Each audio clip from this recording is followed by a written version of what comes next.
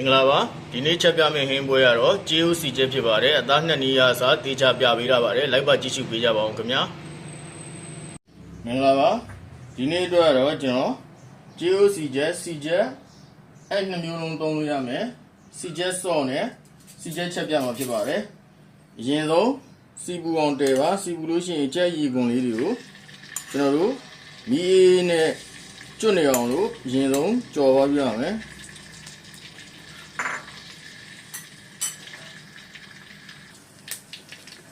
ကြက်ရီကွန်လေးတွေကျွတ်လာပြီဆိုလို့ရှိရင်ကျွန်တော်တို့ဆယ်ထားလိုက်ပါစီယိုခက်နွေးနွေးအနေမှာကျွန်တော်တို့ကြက်သွန်ပြူကြော်ကျွန်တော်တို့ ready made ကိုသုံးတယ်အဲ့ဒါကိုစီယိုထည့်လိုက်မယ်ကြက်သွန်ပြူစီချက်လုပ်လိုက်မယ်ကြက်သွန်ပြူအစိမ်းကိုနှစ်သက်လို့ရှိရင်လည်းလုပ်လို့ရပါတယ်မိမိအစဉ်ပြေလို့လုပ်ပါ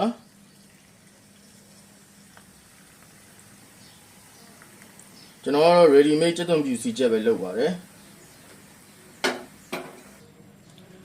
ကျွန်တော်တို့စီချက်ဆော့စားချက်မယ်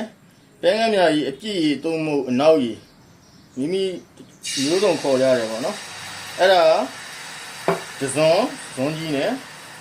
ပဲငါမြာကြီးအကျဲ3စွန်း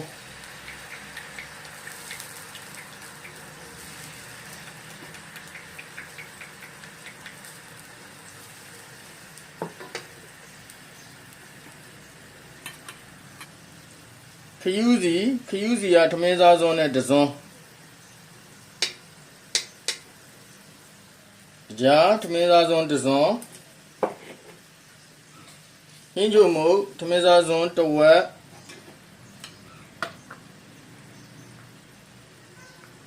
စားတီစပွန်ဒဇွန်ပြီးကျွန်တော်တို့ရေကြဲ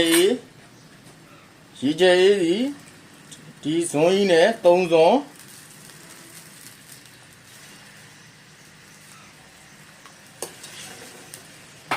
အဲ့ဒီအကုန်စုထည့်ပြီးတော့စူပေါအောင်ကြိုပေးပါပွက်စူလာပြီစောကြိုထားတာပွက်စူလာပြီဆိုကျွန်တော်တို့မီးပိတ်မယ်မီးပိတ်ပြီးတော့ပကံတစ်ခုထဲမှာလောင်းထည့်ထားလိုက်ပါဒါဆိုလို့ရှိရင်စီချက်စော့နဲ့စီချက်ကြက်သွန်ပြူစီချက်ချက်တာပြီးပါပြီကြေးအိုးစီချက်အတွက်ရောကျွန်တော်တို့ခေါက်ဆွဲစီချက်ကြာစံစီချက်အတွက်ပါသုံးလို့ရပါတယ်ကြေးအိုးအသားနှစ်မယ်ဝက်အသားကြီးပဲ30သာငဖဲ30သာ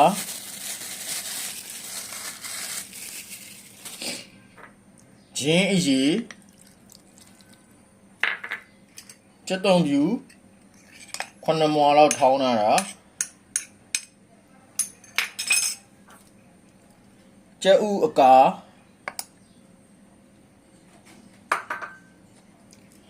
တရုတ်မဆလာအနည်းငယ်မြို့ကောင်းမှုအနည်းငယ်စားအနည်းငယ်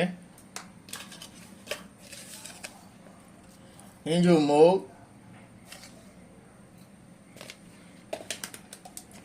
ကော်မုတ်ထမင်းစားစွန်းမောက်5စွန်းစက်နဲ့မကြိတ်ရှင်လို့ရှိလို့ရှိရင်လည်းလက်နဲ့နေလို့ရပါတယ်အသားကိုဆင်းပြီးတော့ကော်မုတ်ထည့်ပြီးတော့ကျွန်တော်တို့မစီးမချင်းနေပြီးပါအဲ့ဒါတွေအကုန်ထည့်ပြီးသွားရင်တော့ကျွန်တော်တို့ကြိတ်ဆက်နဲ့ကြိတ်မှာဖြစ်ပါတယ်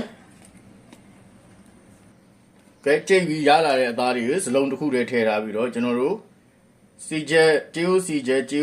တွေကိုမထည့်ခင်မှာကျွန်တော်တို့45မိနစ်တနာရီလောက်ရေခဲတက်တာတွေပါထည့်ပေးတာပါခင်ဗျာကျွန်တော်တို့အသားနှက်ပြီးသွားရင်ဒီနေ့အချိန်ပြည့်သွားလို့ရှိလို့ရှိရင်ကျွန်တော်တို့အသားလုံးလေးတွေကိုနှက်ထားတဲ့အသားကိုပေါ့မိမိစိတ်ကြိုက်အနေတော်လေးတွေလုံးပြီးတော့ဒီလိုရင်သွေးစုမှာထည့်ပြုတ်ပေးပါအသားလုံးလေးတွေအပေါ်တက်လာရင်ရပါပြီကျွန်တော်အသားနှက်တဲ့ထဲမှာတစ်ခုကြံခဲ့ပါတယ်ကြံခဲ့တာတော့မရှိလို့မထည့်တာပြောဖို့မေ့သွားတာနှမ်းစီမွေအသားနှက်တဲ့အချိန်မှာထမင်းစားဆုံးတစ်စုံလောက်ထည့်နှက်ပေးပါကျွန်တော်အိမ်မှာကုန်နေလို့ထည့်မနှက်တော့တာပါတကယ်လို့ဦးတို့ကလီဇာတို့စားရဲဆိုလို့ရှိရင်ဒီ အသားလုံးတွေဆယ်ပြီးသွားလို့ရှိရင်ဒီရေမှာပဲတစ်ခါထပ်ပြီးတော့ဥကလီစာကိုထည့်ပြီးတော့ပြုတ်ပေးတာပါကျွန်တော်တို့ကတော့အိမ်မှာဥကလီစာမစားရတဲ့အတွက်အသားလုံးသီးသန့်လုပ်မှာဖြစ်ပါတယ်အသားလုံးလေးတွေရေပေါ်လာပြီဆိုလို့ရှိရင်ကျွန်တော်တို့ပြန်ဆယ်ထားလိုက်ပါမယ်ဒီအသားလုံးပြုတ်ရည်ကိုကျွန်တော်တို့မတွန်ပြစ်ပါနဲ့အသားလုံးပြုတ်ရည်ကိုကျွန်တော်တို့ရကလေးခတ်ပြီးတော့မြို့ကောင်းလေးဖြူဟင်းကြိုပြန်လုပ်လို့ရပါတယ်ကျွန်တော်မုံကြီးစိမ်းလေးခတ်လိုက်လို့ရှိရင်ဒါဆိုလို့ရှိရင်ခုဆိုလို့ရှိရင်တော့အသားလုံးပြုတ်တာပြီးသွားပါပြီခုဆိုကျွန်တော်တို့ဂျေယိုစီချက်လုပ်တော့မယ်စီချက်လုပ်မယ်ဆိုလို့ရှိရင်ရေစူအောင်တဲပါမိနစ်30လောက်ရေစိမ်းထားတဲ့စံကြာစံလက်တဆုပ်သားသားကိုကျွန်တော်တို့ထည့်ပြီးတော့ရင်းနှီးဖြုံးလိုက်မယ်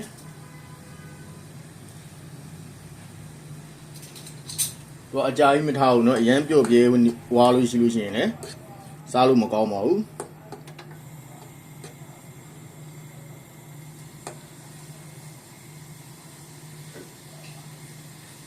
ခဏထားယူရရင်ကျွန်တော်တို့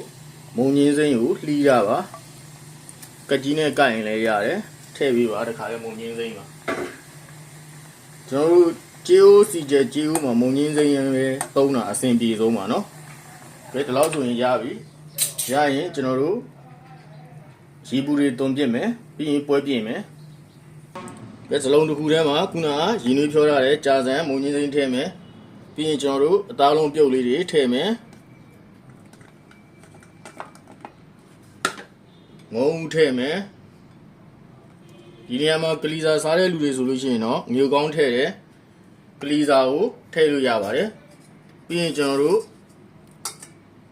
စီဂျက်ဆော့ဂျီယိုစီဂျက်ဆော့ထည့်လို့ရပြီကျွန်တော်ကနှစ်စွန်းခွဲသုံးရတယ်ကိုထည့်တယ်ကြာစံပေါ်မူတည်ပြီးစီဂျက်ဆော့ဒီခံမှန်းပြီးတော့ထည့်ပေးပါပြီးရင်ကျွန်တော်စီဂျက်ထည့်မယ်စီဂျက်ကိုအရေရဲ့အဖက်လေးရဲ့ကိုမျှပြီးတော့ထည့်ပေးပါ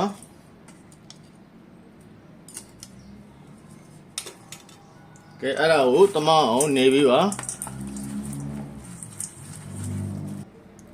အခုဆိုလို့ရှိရင်တော့အနံ့ရတာနဲ့ပြည်စုံတဲ့ဂျီယိုစီချက်တပွဲရရှိပါပြီကျေးဇူးတင်ပါတယ်